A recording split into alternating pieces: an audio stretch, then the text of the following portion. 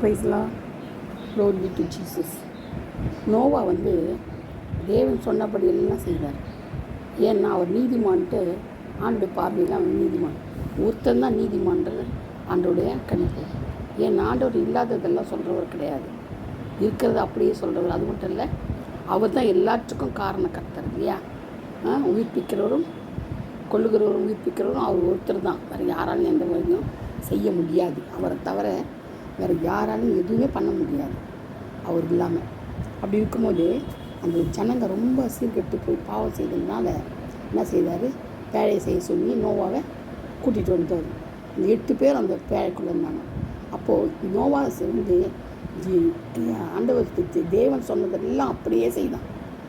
பேழையில் இவ்வளோ செய்யணும், எல்லா அளவெல்லாம் எல்லாம் சொல்லி செய்தான். அது மட்டும் இல்லை, அவர் உள்ள தள்ளி அவனை தாப்பால் போட்டார், அவரே போட்டுட்டார். அப்போ பாருங்கள் எந்த அளவுக்கு உரிமையாக ஆண்டவர் ஒரு மனிதனுடைய வாழ்க்கையில் கிருமி செய்கிறாருன்னு. அவரே சாத்திட்டார் வெளியே பூட்டி. நம்மளாம் தானே செய்வோம், பயப்படுவோம். ஐயோ ஆண்டவர் பூட்டிட்டாரே, நம்ம என்ன பண்ணுவோமோ ஏது பண்ணுவோமோன்னு பயப்படுவோம். அவன் நோவாக்கு அந்த பையன் இல்லை. ஏன்னா ஆண்டவர் அவனுடைய பட்சத்தில் இருக்கிறனால அவன் பயப்படலை. பெரிய காரியத்தை என்ன செய்தான், அவன் எதிர்பார்த்தான். ஆனால் ஆண்டவர் என்ன செய்தார், அதோட பெரிய காரியத்தாங்க அவருக்கு செய்தார். ஏன்னா அந்த யாருமே கிடையாது, எல்லாம் ஹியூமன் பீயும் அழிக்கப்பட்டாங்க. செடி கொடி மரத்துலேருந்து மிருக ஜீவன்லேருந்து எல்லாம் அழிக்கப்பட்டு போச்சு. புது சகாப்தம் தான் ஏற்பட்டுச்சு. அப்போ பாருங்கள், இத்தனை நாள் கழித்து அரராத்து பூமியில், அரராத்துனா பரிசுத்த பூமின்னு அர்த்தம். அங்கே ஆண்டவர் இந்த பேழையை நிற்க வைக்கிறாரு. அப்போது ஆண்டவர் இதெல்லாம் அவன் செஞ்சு முடித்தான். அது மட்டும் இல்லை, அவர் என்னென்ன சொன்னாலும் வந்த உடனே என்ன செய்யணும், பலியிட்டான். ஆண்டவர் என்ன செய்யணும், உகந்த ஃபஸ்ட்டு அதில் செய்தான், பலியிட்டான். எல்லா காரியத்தையும் அவன் என்ன செய்தான், எல்லாத்தையும் செய்து முடித்தான். அதுக்கு காரணமே கிடையாது. ஆண்டவர் சொன்னால் செய்யணும், கீழ்ப்படியணும். கீழ்ப்படுதல் ரொம்ப அவசியம். வசனத்துக்கு என்ன செய்யணும், கீழ்ப்படியணும். கீழ்ப்படுதல் இருந்தால் தான் ஆண்டவர் பிரியும். எல்லா காரியத்திலையும் கீழ்ப்படியணும். 1 2 கிடையாது, எல்லாத்தையும் கீழ்ப்படிதல் இருக்கும்போது தான் அவங்கள தான் ஆண்டவர் என்ன செய்கிறாரு, நேசிக்கிறாரு. கீழ்ப்படியாதவங்கள ஆண்டவர் நேசிக்கிறதும் கிடையாது, அவங்கக்கிட்ட பேசுகிறதும் கிடையாது, தன்னுடைய இஷ்டத்தை சித்தத்தை சொல்கிறதும் கிடையாது. ஏன்னா சொல்லி பிரயோஜனம் இல்லை, அவங்க செய்ய போகிறதில்லை. அதனால் அவங்க கேட்டுக்க போகிற வழி தான் என்ன செய்வாங்க, தெரிஞ்சுக்கிட்டாங்கன்னு அர்த்தம். தேவனுக்கு கீழ்ப்படியாதவங்களும் தேவன் உண்டென்று விசுவாசிக்காதவங்களும் எல்லாமே யார், அந்திகிறிஸ்து தான். அப்போ தேவன் உண்டென்று விசுவாசிக்கிறவங்க மட்டும்தான் தேவனுடைய பிள்ளைங்க, புத்திர சுவிகாரத்தை உடையவங்க. அப்போது என்ன செய்யணும், விசுவாசிக்கணும். ஆண்டவர் உண்டென்று அவர் என்ன பண்ண எல்லா காரியங்கள் செய்கிறவங்க விசுவாசிக்கணும். அது மட்டும் இல்லை, எந்த ஒரு காரியத்தையும் ஆண்டவர் சொன்னால் நம்ம செய்யணும், காத்துக்கணும். ஆண்டவரே அவன் சுத்தத்தை சொல்லுங்கப்பா, சுத்தத்தின் நான் செய்கிறேன்ப்பா அப்படின்னு சொல்லி ஆண்டவருக்காக என்ன செய்யணும், காத்திருக்கணும்.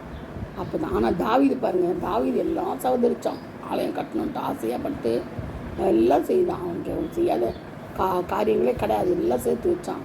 பொண்ணு எல்லாம் பயங்கர வைப்பானோ எல்லாமே சேர்த்து வச்சான். இதுக்கு தான் ஆலயம் கட்டணும் ஆண்டவருக்காகன்ட்டு வாசு வர போட்டான், தலையில் வர பட்டு கடந்தான், எதிர்ச்சி ஆட்டம் எல்லாம் பண்ணான். ஆனால் கடைசியில் ஆண்டவர் என்ன செய்தார், நீ என்ன செஞ்ச, ரத்தம் செஞ்ச கை உனக்கு அதனால் என்ன யுத்தத்துக்கு தான் போவோம் அடிக்கடி இல்லையா. நிறைய ராஜாக்களை ஜெயிச்சிருக்கிறான். அதனால் ஆண்டவர் தான் ஜெயிக்க வச்சார். ஆனாலும் அவன் யுத்தக்காரனால கை கரைப்பட்டுச்சுனால என்ன செய்தார், உன்னுடைய மகன் தான் என்ன செய்வான், தேவாலயம் கட்டுவான்னு சொல்லிட்டார். சாலமோன் தான் கட்டுவான்னு சொல்லிட்டார். ஆனால் அவன் சோர்ந்து போகல. அவன் எப்போதும் ஆண்டவருக்கு உண்மையாக இருந்தான். தாவீது எப்போதும் உண்மையாக இருந்தார். அவன் இறுதியத்துக்கு ஏற்ற தாசனாக இருந்தார். மோசையை போல் அவர் ஒரு தாசனாக இருந்தார். ஆண்டவருக்கு பிரியமான ஒரு மனுஷனாக இருந்தார் தாவீது. எவ்வளோ கஷ்டம், எவ்வளோ பாடுகள், அவர் செய்த தப்பித்த நிமித்தம் எவ்வளோ அனுபவித்தார். ஆனாலும் ஆண்டவர் விடவே இல்லை, பிடிச்சிட்டார், கெட்டியும் பிடிச்சிட்டார். ஆண்டவரும் தாவீதை கைவிடலை. ஒரு தவறு நிமித்தமாக தான் அவருக்கு அடி விழுந்தது ஒழிய மற்றபடி எந்த காரியமும் அவற்றில் கிடையாது. அதனால தான் என்ன செய்தார்னா, அவர் ஆண்டவர் சித்தத்தை மட்டும் செய்தார். சரி ஒத்துக்கிட்டார், நான் இந்த ஆலயம் கட்டலைன்னு சொல்லி ஒத்துட்டு என்ன பண்ணிட்டார், சாலமோன் தான் அந்த ஆலயத்தை கட்டினான் இல்லையா. ஆனால் சாலமோனும் தவறி போயிட்டான். அந்த இதுவே இல்லை அவனுக்கு, அந்த தாவீதுக்கு அந்த இது கூட அவன் சேர்க்கவே இல்லை அவனை இல்லையா. அது மாதிரி சரீரத்தில் பரிசுத்தமாக இருக்கணும். அதனால தான் நீங்களே அந்த ஆலயன்ற ஒரு 1 கொரிந்தியர் 3:16 சொல்கிறாரு. 16:17 நீங்களே அந்த ஆலயம்ன்றார். யார்? நம்ம தான் அந்த ஆலயமா? கை வேலையினால கூட கிடையாது. ஆனால் நம்முடைய சரீரம் பரிசுத்தமாக காத்துக்கொண்டுனார். ஆவி ஆத்துமா சரீரம் பரிசுத்தமாக இருந்தால் நம்ம யார்? ஆண்டுடைய ஆலயம்னு சொல்கிறாரு. நம்ம தான் அந்த ஆலயம். இதில் பரிசுத்தமாக நம்ம தான் செய்யணும், காத்துக்கொள்ளணும். அதுதான் முக்கியமானது. நம்ம இப்போ எவ்வளோத்துக்கு கூட பரிசுத்தமாக ஜீவிக்கிறோமோ, நம்மளால் முடியாது பரிசுத்தமாக ஜீவிக்க. அதுலேயும் கர்த்தருடைய தயவு, அவருடைய இரக்கம் தன்னால் தானா நம்ம என்ன செய்ய முடியும்? பரிசுத்தமாக வாழ முடியும். கர்த்தருக்கு பிரியமாக வாழணும்னா என்ன செய்யணும்? பரிசுத்தமாக இருக்கணும், உண்மையாக இருக்கணும், சத்தியத்துக்கு கீழ்ப்படியணும், சத்தியத்தை அறியணும். ஆண்டவர் நமக்காக எல்லாம் செய்து முடிப்பார். நம்ம நம்பணும். இந்த விசுவாசிக்கணும். விசுவாசம் தான் ரொம்ப முக்கியம் இல்லையா? விசுவாசிக்கணும். ஆண்டவர் மேலே பற்றுதல் இருக்கணும். அதனால்தான் என்ன செய்யணும்? நம்ம உண்மை உத்தவமாக ஆண்டவருக்காக ஜீவிக்கணும் இல்லையா? அப்போ தான் சரீரத்தில் பரிசுத்தம் வரும். ஆவி ஆத்மா முழுவதும் பரிசுத்தமாக இருக்கணும். அப்போ தான் நம்ம ஆலயமாக இருக்க முடியும். சரிங்களா? கர்த்தர் தான் இந்த வார்த்தைகளை ஆசீர்வதிப்பாராக. Amen. Praise the Lord. Glory be to Jesus. Thank you.